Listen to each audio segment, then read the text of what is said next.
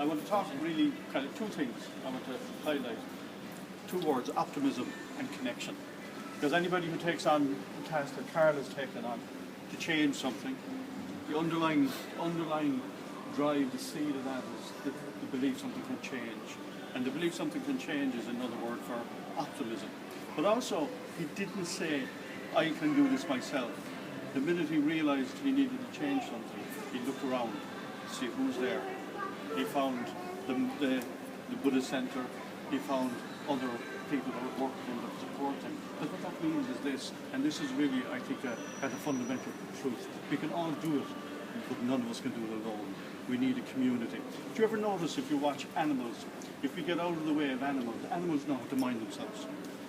An elephant knows exactly where sweet grass is. The giraffe knows exactly where those sweet leaves are. The salmon always finds its way home. Nature has a self-correcting mechanism. It happens in spite of us. And we're part of nature. So we must have that same self-correcting mechanism because we're part of nature. But also if you look at animals, each animal has their own set of tools to make sure they get their needs met. So the elephant has his long trunk and the giraffe has his long neck and the sunflower knows how to turn to the sun. And so long as the environment is healthy, those organisms will thrive, each in their own way. And so as long as our environment is healthy, the animal will thrive. And again, it's the exact same with human beings. We need our environment to be healthy for us to be emotionally well. We live in a culture, unfortunately, at the moment, where the majority of the decisions are not being made in ways that aren't good for human beings. Decisions are being made for other reasons that are distressing humanity. I read an interesting little factoid a couple of weeks ago. The average person today does more in one day than their grandparents did in 2 weeks. I'm sure there's some of us here, not looking at anybody particular, there's some of us here who may be old enough to remember shopping day and washing day and spring cleaning, specific times where specific things were done. But if you look at us all now, in our culture, we're washing now every day, we're cleaning every day, we're shopping every day. There's always something else we should be. And evolution, if you look at the world around us, evolution is normally a very slow event. We evolve very slowly. Animals evolve very slowly. As the environment changes around, the animal slowly changes with that. But human beings, we've done it kind of differently. We have changed very quickly. Our environment has changed so quickly. We are out of step with our environment. When we're out of step with our environment, we become distressed. And when human beings become distressed, they become compulsive. And when human beings become compulsive, they become addicted. So there's a very complex pattern and behaviour that allows human beings to become addicted. And a distressed brain, even though the concept of how we get distressed, that the expression of that distress is the same in all human brains. Paul spoke a while ago about anxiety, and anxiety is the same in every brain. The mechanism how it works. See, many people think that living life well is about not having bad feelings. And that kind of makes sense, doesn't it? Living life well is not having bad feelings. But there's a little secret that I think is interesting. The human brain, contrary to popular opinion, at a very deep level, has a negative orientation. We look for danger first. Isn't that true? Yeah. If you go someplace, if we don't like the look of it, we walk away. Yeah.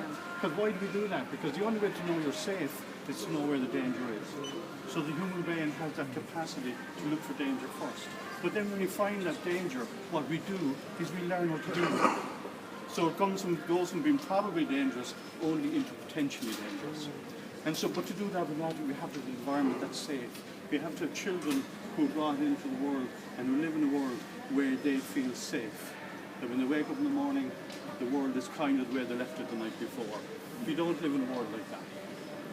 And if people learn distress at a very early age, it becomes a burden for the rest of their lives, and it gets manifested then in what we call mental health issues. We label it. We label it as depression, we label it as anxiety, we label it as schizophrenia, we label it as addiction. But really what it is a distressed brain. It's a brain whose environment, for whatever reason, is not supportive of that person. And the best way to change, to fix one individual, is actually to fix a community. And really this one, the area gentleman whose name has slipped my mind, Greg was speaking a while ago, was talking about Mental Health Ireland. We are at our best, humanity at its best, when it is cooperating. Humanity at its best when we get together to apply our wonderful creativity to produce something bigger than the sum of our parts. The human brain is a problem-solving machine. That's what it does for a living. We're not happy unless we're fixing things. And the most important thing to fix is ourselves. And you know what? It never kind of stops. When you feel you've got a hang of it, tomorrow something else happens. And what I said a while ago, that living a life not having bad feelings is kind of a waste of time. Because there's one thing we're guaranteed in life. We're guaranteed SH1T happens, right? But we're also guaranteed very good things happen as well. And what makes us as human beings successful is the resilience we need to survive the bad things, waiting for the next good thing to happen.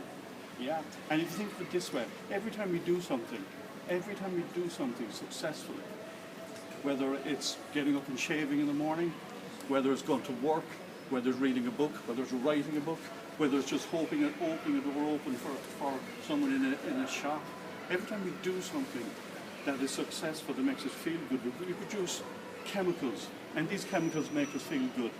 The more we do things that make us feel good, the more resilience we have to deal with the bad things when they happen. And what happens when people get distressed, or whether that's addiction, whether it's anxiety, whether it's depression, when people get distressed, they stop doing the things that make them feel good. And then the bad feelings overwhelm us. But the bad feelings aren't necessarily worse than what they were. We just need that balance. That's what mindfulness is about, when we can sit quietly. You see, we're all here in the space at this very moment, right? Now, other than listening to me, there isn't anything bad actually happening here at this very moment. That means the past is gone, you can't touch it, it's gone. Future hasn't happened yet. At this very moment, there's nothing bad happening. And that's the feeling we need to move forward. There was a moment in Carl's life where he sat at some place and a little epiphany came on. In that moment of silence, he realised, I can do something. And that's the journey. And that's the journey we're all on. That's the journey that everybody, whatever our dysfunctionality is, that makes us human, and how we deal with that functionality. And so that's why the words optimism and connection. We need other people around us to make our life work. Neurotypical people need to be around other people. Do you ever see a formation of starlings? Ever see a formation where you get thousands and thousands of starlings and they're all flying? Very intricate patterns. How are they doing it? There isn't one lad saying, right lads, on me, everybody left, everybody right. There's an instinctualness of how they do that. But it's interesting, if those starlings fall asleep and they're roosting and somebody lets off firecrackers and those starlings fly up into the sky in the dark, and a huge percentage of those starlings will die because in the dark the environment to do what they need to do isn't there. But when their environment is perfect, they can take on, they're bigger than the sum of their parts.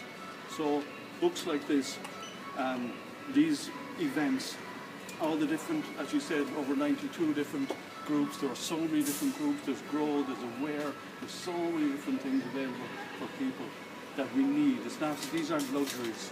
People have to feel well to be well, and it has to come from the inside out.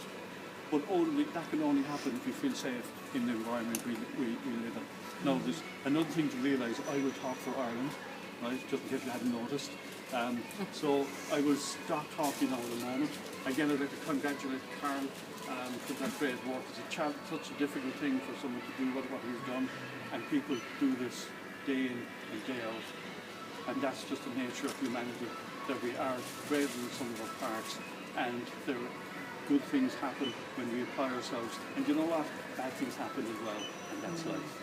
Thanks very much for putting up with me. Thanks, Derek.